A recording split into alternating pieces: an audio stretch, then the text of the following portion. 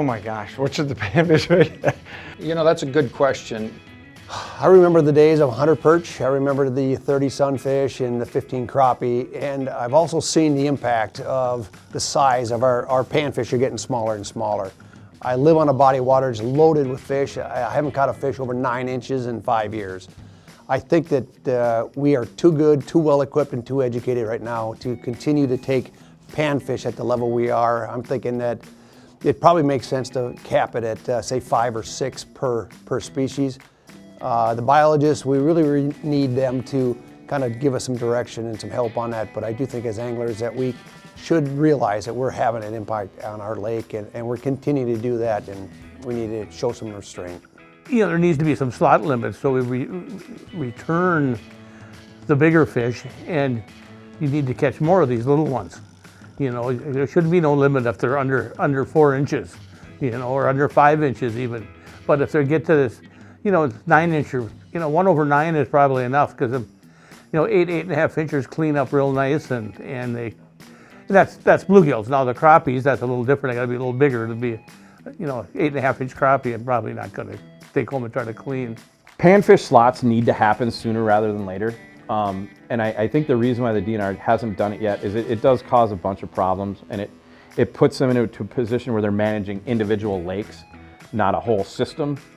But overall, as you know, Minnesotans in general, licensed buying Minnesotans, I think we need to do a way better job at conserving our panfish, which, whether that comes down to the individual putting larger fish back, whether that's up to the DNR to let us know, like, hey, we have a trophy lake here where there's a ton of 10-inch fish in here. Guess what? You can't keep 5. We don't want you keeping 5, because we've seen, like we were just talking last night, we have a lake right now that's full of 9 inchers. 9 inches is good fish. Last year it was full of 10 inchers. People have gone there because they're still allowed to take those 5, 10 inchers and taken them out. And now the lake's not garbage, but you're gonna fish long and hard to get a 10-inch fish out of there, where if you could just keep anything between, you know, 8 and under, we would have preserved those fish for the future. So I think in general, from the DNR to the anglers to the guides, we need to do a lot better job at preserving our panfish so we have some in the future. I've been a firm believer that I've felt that panfish are probably the most neglected species in our state that have gotten the least amount of attention, but yet they get, it's from a regulation standpoint, but yet they get fished the hardest, right? So I love catching big, I mean, you know, here in Minnesota you can catch giant gills and crappies. Yeah, we got some in Wisconsin, but you know, from a regulation standpoint, I'm a firm believer in a lot of the slot limits, okay? I'm a firm believer that we really don't need more than 15 panfish per angler. I don't care where you go. That's 30 fillets. Do you really need 25? Do you really need 50? Okay, because you're going to double that. So I think, you know, from a DNR's perspective, when there are certain bodies of water that have an overabundance of panfish, right, they maybe need to be regulated a little different and maybe allow for some sort of harvest or special regulation.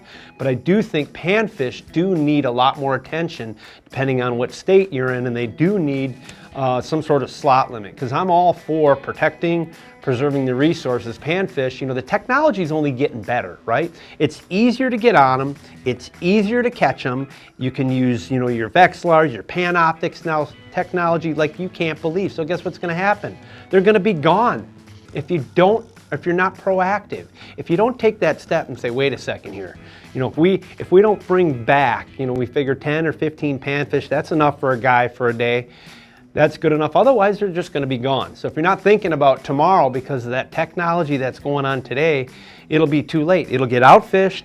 You know what happens with everyone on their cell phone and calling their buddies on small lakes. So we've all seen that. So yeah, protecting, preserving the resources, and you definitely are going to need some sort of slot limits or restrictions to do something. Otherwise, people, you know how it is. People will just, you know, I love eating fish just like the next guy, and I'm not going to say I've never kept a limit of panfish either myself. But at some point, you know, you just don't want to go out there like that quote retired old guy every day that's going out getting his limit and limit and limit that you hear about. You know, that's not a sustainable way to keep the fisheries going. The problem is with these fish in the wintertime is they're very docile and they don't move around much. When you look at crappies, a lot of times, you know, we're looking in the fall for our crappie spots in the winter, early ice. And I can tell you that so many times I've gone in there in the fall, I mark schools of crappies, and I go right back there in the winter and they're still there, because that's where they winter up. And I think that the limit could be adjusted to 5 on a lot of lakes. And if there's small fish, usually like stunted, if they're 6 to 8 inches, sometimes you could keep it at 10. But there's just going to have to be a readjustment. Bluegill's the same thing. I think the bluegill limit should be 5 or 10 for these big bluegills. And you know, people are starting to respect it more. I think we've all done a very, very good job at trying to explain to people why we need to save these fish. And I think we continue to do the job, and we're not getting a fight back from people. They're not really getting mad at us for our opinion, but we're making them try to understand what these fish could mean for the future and for future generations. You know, one of the thoughts I always had is, why can't we take one of these round lakes that are full of stunted fish? They've been that way my whole life, some of these lakes have, and just go with these nets in there and remove half of them. To me, the other half would grow twice as big. You know, we've got these netters in southern Minnesota, southwestern Minnesota that net bullheads. They actually pay the DNR to go net bullheads out of a lake. You know, it seems to me we should let them net some of these lakes for the sunfish, just to see what happens. I'm all for having regulations that allow us to keep a reasonable number of fish, a meal or so of fish, as compared to filling up the freezer. So I think that just keeps the fishing really good. There's nothing saying that you have to keep every fish you catch. Maybe you just keep selectively as you're fishing through the day, so your day can be a little bit longer if you wanted to. So to me, 10, a dozen, something like that would be, for panfish, makes a good meal. Well, I've always talked about releasing big bluegills because bluegills are a fleeting resource in the North Country and even down south in some areas where they're heavily fished. If you take the bigger fish out of the water, bluegills, their population stunts. There's a hierarchy there, and we disrupt it by keeping big panfish. But you can't be a total one way or the other way. If a kid catches a fish that he thinks is a respectable mounter, one mounter doesn't kill off a pod or a colony of big bluegills. But if you keep a whole bunch of them to eat, it's one thing. So I believe that we should look at numbers, but more importantly, a slot 1/9. Now, I proposed 1/9 close to 15 years ago at meetings. Then I went to DNR meetings 10 years ago as a toolbox. And 1/9 still allows you, if you do get that personal best, you could do a skin mount. Now, you say no skin mount, you're just total on somebody. You can't be a total person. You have to give a little. So if somebody wants to do it, I might get a graphite replica, but if you get a fish and it dies, let's say if I'm taking a picture and for some reason it has a heart attack, walleyes do in the walleye tournaments, they just die. You know, I'm not gonna eat that fish. I've been trained not to eat big bluegills since I was a kid by my father when everybody thought we were nuts. But now all those lakes we used to fish are devoid of big panfish. 1/9 and maybe a 5 or 10 limit.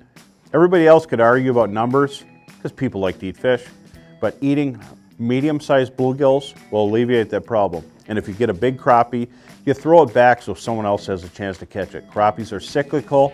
They're a little bit different.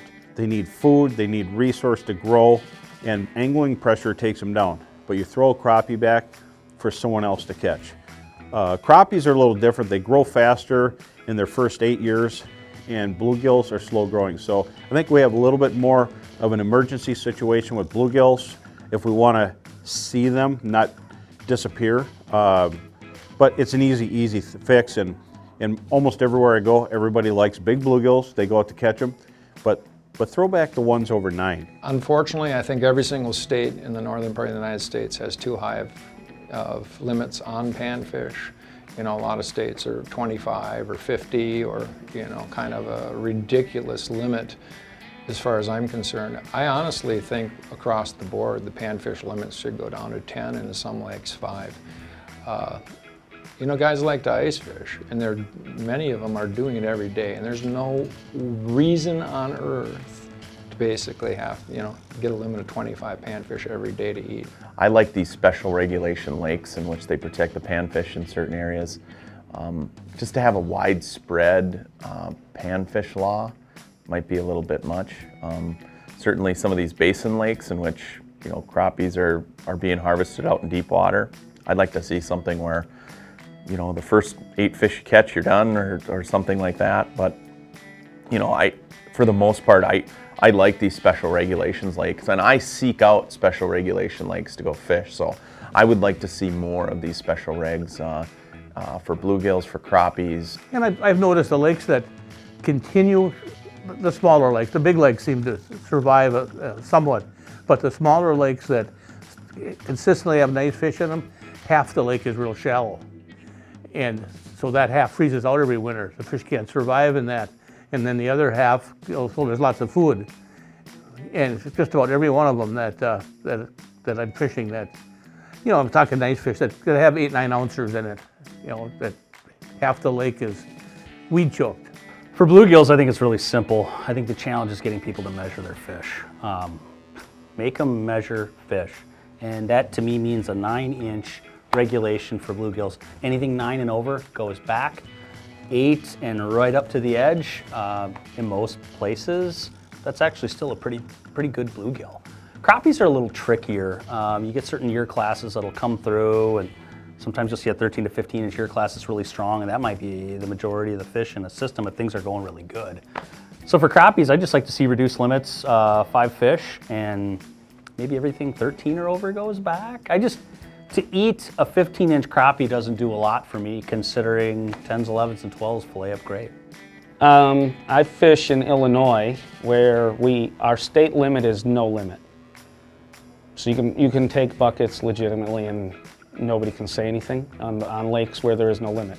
But there are lakes like in Wisconsin that I guide on across the border, and they have 25 fish limits, and that's all panfish. So you can't. It's not like 10 crappies and 15 anything else. It's 25 mixed. So you can get your perch, crappies, and bluegills off a panfish spot, and 25 is like more than anybody should need. Like that's a few meals for me and my family. I take home enough to eat tonight. I don't freeze them. I don't give them away unless it's like maybe a salmon to grandma. Salmon to grandma. Salmon to grandma. Say that 6 times fast. So yeah, I don't know, not trying to feed the neighborhood either, and I can't stand, like guys are like, oh, I still got fish from last winter. Like, why do you have so many fish in your freezer? Like, you didn't get hungry this summer and want to eat those? Like, you really need that much fish in your freezer. And you know those guys are like way over their limit probably, because most places have a limit, unlike my state. You know what's tricky about all of our fisheries is there's not a one-size-fits-all. And so you look at some of our prairie pothole lakes in the Dakotas where we had duck sloughs, where there wasn't a fishery that existed. You get a wet cycle and all of a sudden you have a 3-foot slough that is now a 12-foot lake that's very fertile, that's producing really big perch, for example. And you know, the reality is that we can, you know, have a tight limit, we could even have a size limit, but at the end of the day, 5 years from now, that slough might be winter killed, okay? And so sometimes you can't stockpile for later on. Not every situation, but at the same time, you know, you get further east to these more established lakes that, you know, have a little bit slower growth rates, a lot more people, you know, you can definitely crop off the size, and you see that, I mean, you see it, I mean, you know, even like some of the metro lakes, you know, there's just a lot of people and a lot of harbors, you know, lakes that would typically produce a 12-inch crappie. After a while, that 12-inch crappie becomes impossible to find, and pretty soon they're 6, 7, 8 inches, you know, where the size of the fish just falls off. And you see that a lot. And the only way you're going to catch bigger fish is either find a population of fish that are doing something different that the masses are doing, although it could be like, say, real shallow fish up in the weeds, for example, when everybody's out over the basin. It could be just a little bit of a flowage where there's only one way to get into a small lake that's connected to a lake, and that's on bad ice, taking a snowmobile, because everything around it is private land. You know, so you'll find those little things where those fish can be. It's like trying to grow a big deer. They gotta, you know, that buck's gotta live somewhere for 4, 5, 6, 7 years, and live and be safe. And it's the same thing with panfish. And so we can definitely crop off the size of the panfish. We're seeing it, you know, 20 years ago, not everybody had a Vexilar.